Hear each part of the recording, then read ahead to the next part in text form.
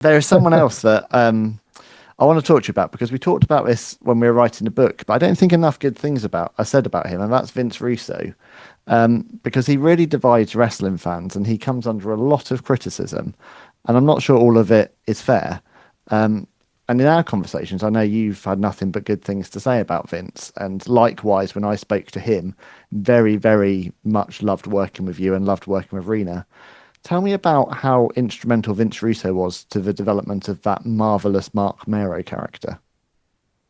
Well, I mean, I don't judge people on how other people look at people. I mean, when I meet someone, it's how they treat me and how they treat others. And Vince Russo, to me personally, was wonderful. He's always been a great friend of mine. And he's controversial. I mean, but that's what sells.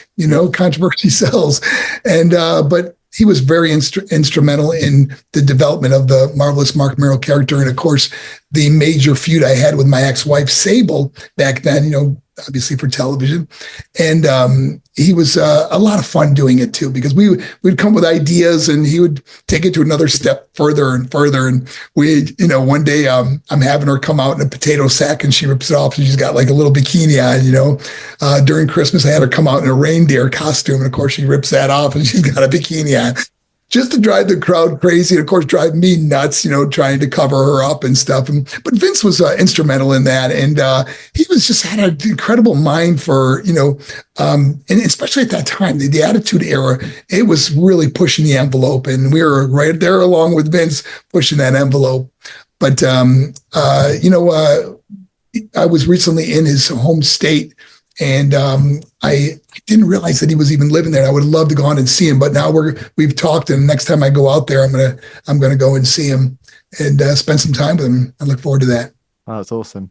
But I mean, there were times, weren't there, where that kind of feud you had with Sable, it got uncomfortable, didn't it? It kind of blurred the lines between fiction and reality, as we speak about in the book. There were times when obviously, you're a couple on air, you're husband and wife in real life, you're both Christians, you're trying to live life the right way, and some of those storylines in the Attitude Era really kind of bordered on spousal abuse, didn't they?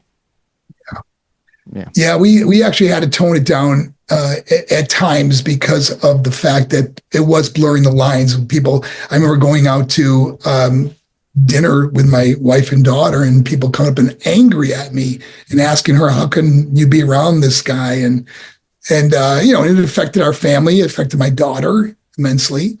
It was a tough time, but understanding that we're actors, basically. We weren't having trouble behind the scenes. It was just that what we were doing in front of the camera that did blur the lines and was pushed further and further. And of course, there was times when I remember one situation where she was riding her horse and she eventually fell off the horse and then got kicked by the horse and gave her this huge black eye.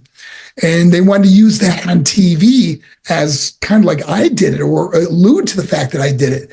And we had to cut that out because it was going too far as spousal abuse, or, a man beating up a woman. So that was a very eye-opening time where we had to go, wait a minute, we're going a little too far with this. I mean, it was the era where, women were getting put through tables left, right, and center. It was such a strange time. I remember watching that as a teenage boy and thinking, this is really odd. It's like not really how I've been raised and what I understand, how men should behave.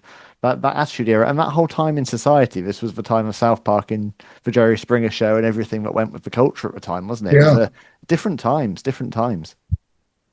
Well, Ben, you were there at my last match at Capital Carnage when Jackie got her top ripped off in front of 10,000 people, completely, nude, and it was, to push the envelope that far was like going, oh my gosh, what is next?